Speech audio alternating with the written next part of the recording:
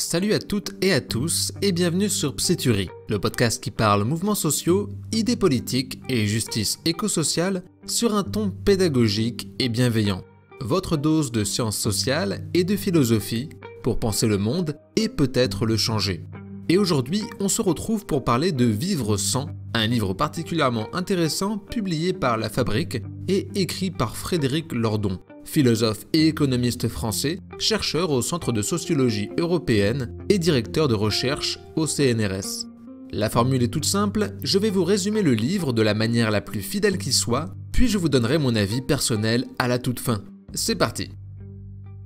Le livre prend la forme d'une conversation entre Frédéric Lordon et le chercheur en philosophie Frédéric Bodjo-Ewanje-Epeh sur le rejet des structures institutionnelles et la revendication d'un vivre sans, qui sont des revendications populaires au sein des milieux anarchistes et apparentés, c'est-à-dire un monde où nous pourrions nous passer de gouvernement, d'institutions, de lois, d'économie, de monnaie, etc. A noter que les propos de Lordon occupent près de 95% de l'ouvrage, d'où le fait qu'il n'y a que son nom sur la couverture.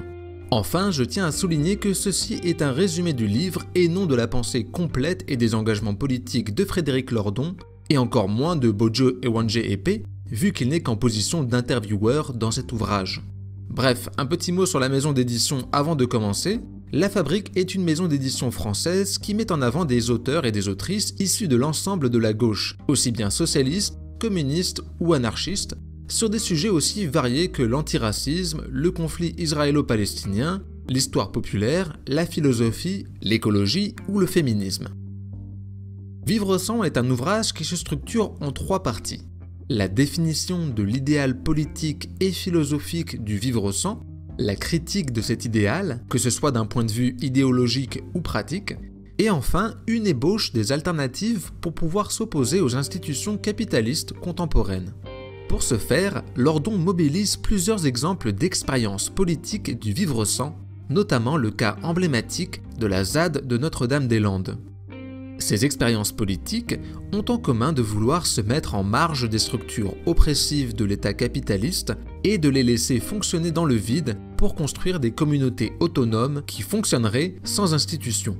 C'est en tout cas le projet si l'on prend leurs revendications de manière littérale. Et en soi, il est possible que Lordon infantilise parfois la pensée politique anarchiste à la base de ces expériences. Toujours est-il que de telles expériences possèdent un certain aura romantique qui séduisent et inspirent les milieux de gauche. Lordon les situe dans tout un héritage philosophique de penseurs de l'antipolitique tels qu'Agamben, Badiou, Rancière et Deleuze, prônant le rejet des institutions et des processus politiques, sans pour autant rejeter l'idée d'une vie collective, démocratique et égalitaire. C'est très séduisant comme idée, hein? On se barre. On vous laisse. Voilà, l'État, machin, les entreprises, la préfecture, tout ça, on vous laisse. Salut, nous on va faire notre vie ailleurs. Et alors, le truc resterait l'état de coquille vide et s'effondrerait sur lui-même. Et surtout, une fois qu'on aurait fait ça, on ne réinstituerait pas.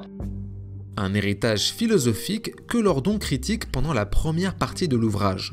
Pour lui, le vœu d'un monde antipolitique est impossible d'un point de vue pratique puisque ce monde exigerait que nous devenions toutes et tous des sages hors de toute passion politique et matérielle. Il serait en cela illusoire de penser que tout le monde consente à rejeter toutes les normes pour aller vivre dans des ZAD. Mais plus qu'une alternative impossible à mettre en œuvre, Lordon affirme que le vivre sans est une proposition infondée en elle-même.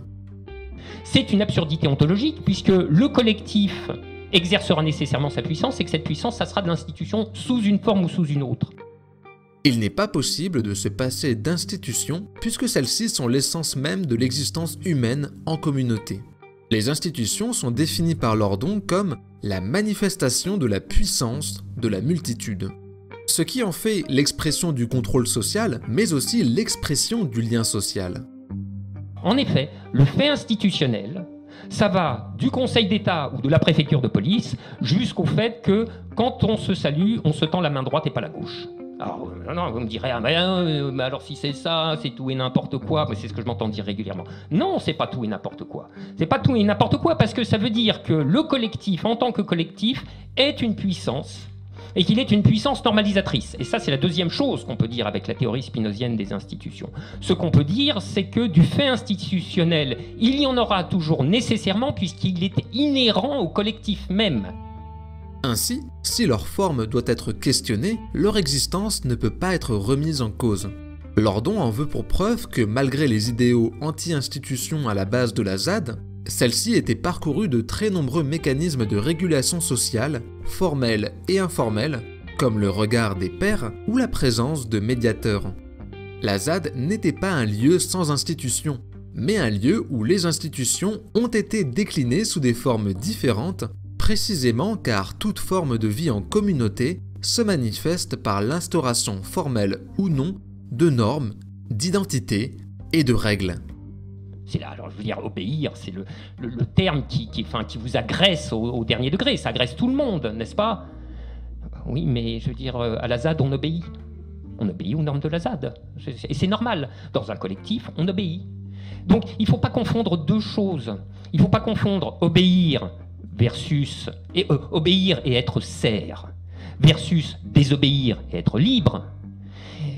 À la place, il faut mettre obéir heureux ou obéir triste. Obéir selon son propre désir, plus exactement selon un désir qu'on partage, ou obéir en étant contraint par rapport à ses propres inclinations. C'est pas du tout pareil. Je veux dire, si vous rejoignez un collectif, vous vous soumettez à ces normes, vous obéissez, mais, et d'ailleurs en cas d'infraction, vous sentirez le fait institutionnel qu'est ce collectif. En cas d'infraction, vous sentirez la puissance du groupe vous tomber dessus. Bon. Donc, alors, ça c'est une chose, mais si c'est un collectif qui s'est constitué autour de principes que vous partagez, qui correspondent aux lignes de votre désir, vous obéissez dans la joie. Voilà. Donc vous voyez, c'est des modalités différentes de l'obéissance qu'il faut considérer plutôt que cette fracture qui, à mon avis, n'a pas de sens entre obéir et désobéir en se croyant évidemment libre de tout. Cela ne veut pas dire, en revanche, que ces expériences politiques d'autogestion ne sont pas intéressantes, puisqu'elles nous permettent justement de réfléchir sur les formes que pourraient prendre nos institutions. Un bateau de pirate, c'est pas une forme politique complète. Il y a tous ceux qui sont à terre, et pareil, si on est 20 cabanes dans les forêts, il y a tous les autres qui habitent pas dans la forêt. Bon, alors ça fait des formes politiques très intéressantes, parce qu'elles ont la vertu d'expérimenter, donc de prouver en marchant qu'il y a d'autres rapports sociaux possibles, mais après, se poser la question de leur généralisation à l'échelle macroscopique, c'est une autre question. À partir de là, et prenant acte qu'il est impossible de s'extraire des institutions si l'on souhaite vivre en communauté, Lordon propose de remettre en question les institutions existantes et d'envisager de nouvelles formes institutionnelles qui correspondraient à des idéaux politiques plus souhaitables et qui soient plus ouvertes aux contributions populaires.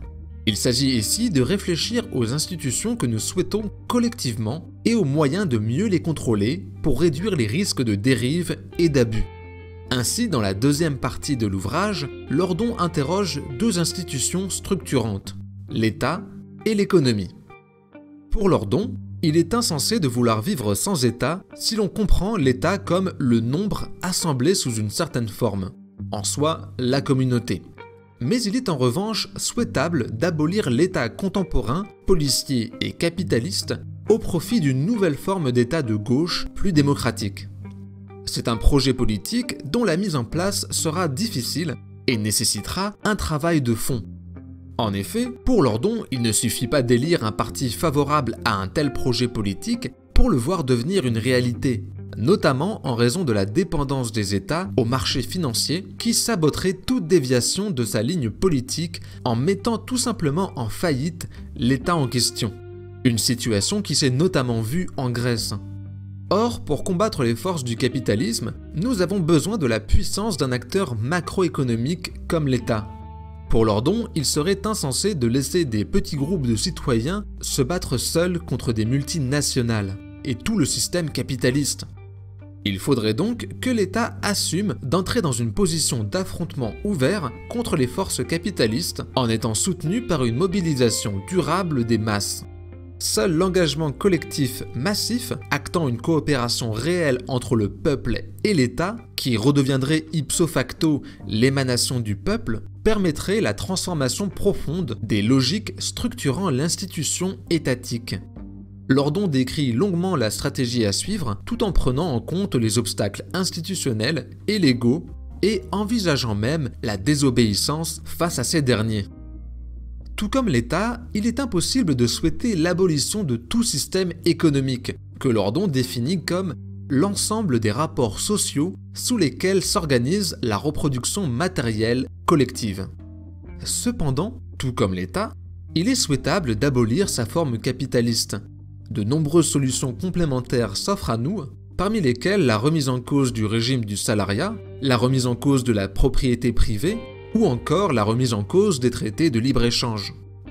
Néanmoins, Lordon estime qu'il est peu probable que nous renoncions à l'ensemble des avantages matériels liés au capitalisme, et qu'il s'agit ici plutôt de trouver un équilibre acceptable, à travers un véritable débat sur la part de notre qualité matérielle de vie que nous sommes prêts et prêtes à échanger, contre un regain collectif de pouvoir politique et économique.